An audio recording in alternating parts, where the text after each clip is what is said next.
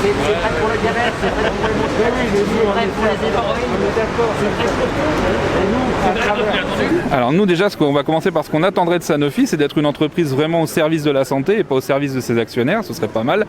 Et une entreprise qui puisse mettre au service du plus grand nombre, donc de l'humanité tout simplement, les médicaments dont elle a besoin. Voilà, ça c'est ce qu'on attend de Sanofi.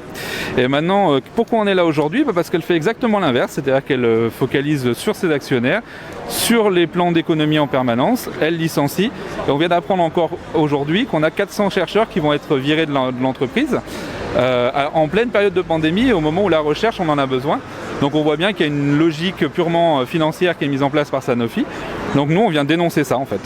Déjà, ce qui fera pression sur Sanofi, c'est que les salariés soient en lutte, parce que c'est ça qui fait pression réellement, parce qu'aujourd'hui, il y a aussi un mouvement de grève sur l'ensemble de Sanofi, il n'y a pas que cette initiative-là, et aussi le fait que les populations mettent aussi la pression sur Sanofi, c'est-à-dire qu'en fait, il faut à un moment donné que les gens s'emparent de ce sujet-là.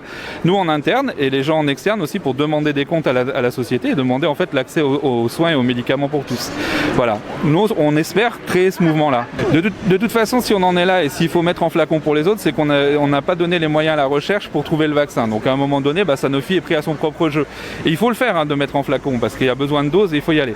Par contre, ce qui est vrai, c'est que Sanofi aujourd'hui, au lieu d'avoir une recherche interne, cherche à aller vers l'extérieur, acheter des startups, acheter des brevets.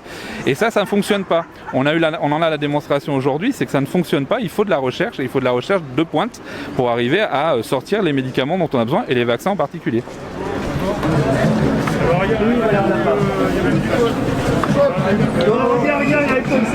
Je pense que c'est très important que les élus se mobilisent, c'est très important qu'il y ait des actions qui soient multiples pour que les gens sachent ce qui se passe aujourd'hui en France. Et c'est aussi très important de dire qu'il faut utiliser les moyens qui sont à la disposition aujourd'hui du gouvernement. Pour faire tomber les brevets, eh bien, il faut utiliser la licence d'office, par exemple. Et puis, il faut aussi que le Premier ministre, si les laboratoires sont récalcitrants pour produire des vaccins, bien, il faut que le Premier ministre utilise ce qui est possible dans la loi d'urgence sanitaire, à savoir les réquisitions. Ça, ce sont des choses qui existent déjà. Et puis, moi, je propose qu'il y ait un pôle public du médicament et de la recherche pour qu'effectivement l'État retrouve ses prérogatives, qu'on retrouve la souveraineté de la France et qu'il y ait la possibilité non seulement de produire mais de diffuser des médicaments. Ça serait déjà un premier pas extrêmement important pour éviter que les grands labos fassent leur loi. Ils licencient et aussi ils abandonnent des traitements au détriment des patientes et des patients. Et c'est ça qui est un véritable scandale et c'est ce que je dénonce aujourd'hui.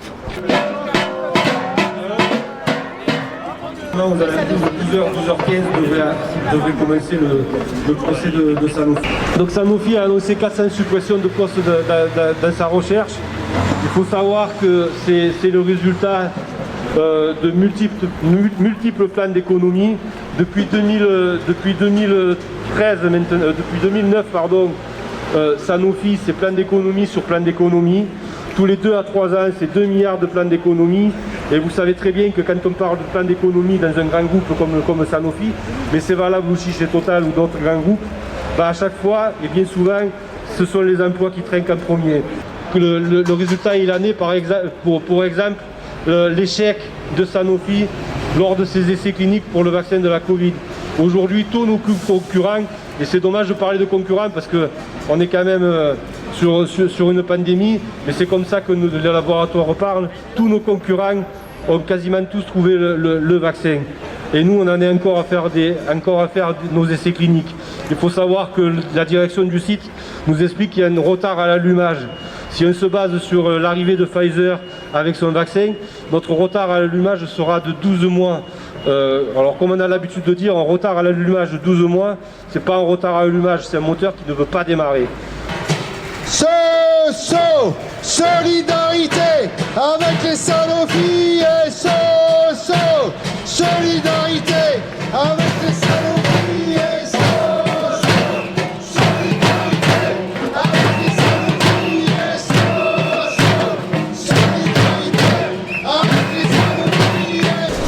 Dans la recherche, la direction vient d'annoncer 364 suppressions de postes. Encore. la fermeture du site de Strasbourg, tous les sites de R&D impactés, alors que nous sortons à peine d'un plan de restructuration qui a supprimé plus de 299 postes en R&D en France, et la fermeture d'un site à Alfortville. Donc la recherche en France chez Sanofi, c'était 6400 salariés en 2008, c'est 3300 à peu près, à peine 3000 si le plan n'est pas retiré par la direction de Sanofi. Donc tous les chercheurs sont furieux. Nous, ce qu'on voudrait faire en R&D, c'est notre boulot, c'est continuer à trouver des molécules pour la santé publique, pour bien évidemment pour les gens. On est là pour ça, c'est notre boulot avant tout. Mais Sanofi, eux, qu'est-ce qu'ils ont décidé? C'est le profit uniquement, les dividendes pour les actionnaires, les salariés, les salaires des patrons.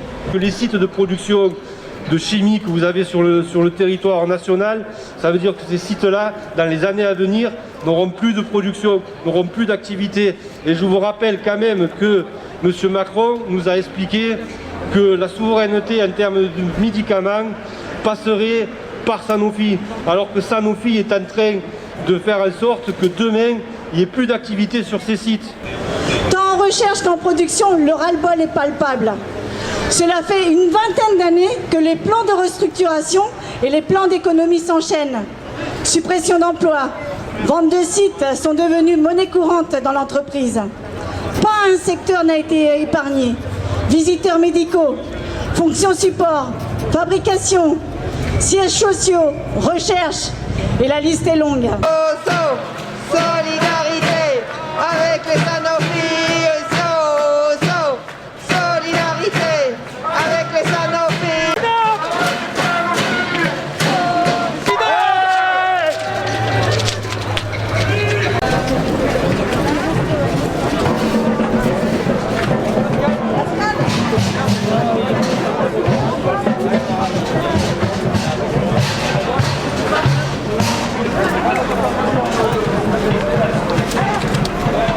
C'est pas juste vous en donner, hein. Là, c'est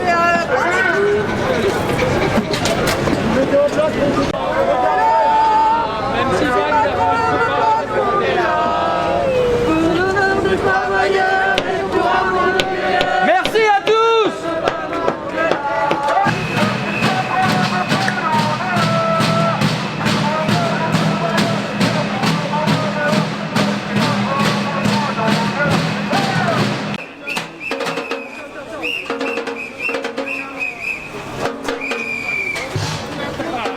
On s'appelle Sanofi Pasteur et qu'on n'est même pas possible de lancer un vaccin dans le pays de Pasteur, bon, on se pose des questions, quoi. Et donc cette stratégie, qui est une stratégie destructrice depuis ces 10-12 dernières années, bien aujourd'hui on en paie les frais. Est-ce que le médicament a vocation à être rentable? Je dis parce que pour moi le médicament, ce n'est pas une marchandise comme les autres. Le médicament, c'est un bien universel qui doit être donné à tous et pas en fonction de la taille du portefeuille ou de l'endroit sur la planète dans lequel on vit.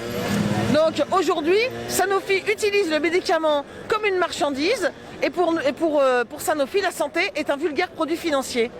Donc moi je dis qu'à partir du moment où les entreprises de médicaments ne jouent même plus leur rôle, si tant est qu'ils l'ont joué un jour, s'ils ne jouent plus leur rôle dans la fabrication des médicaments de tout axe thérapeutique et non pas des axes qui sont rentables, bien à ce moment-là, il faut arrêter de faire confiance à ces entreprises-là, de leur confier notre santé, la santé publique, et donc il faut essayer de trouver le moyen de faire une industrie du médicament au travers, par exemple, d'un pôle public de la santé, dirigé par des salariés, par des citoyens, par des associations de patients et de malades et une part et des chercheurs pour pouvoir enfin produire les médicaments dont la population a réellement besoin.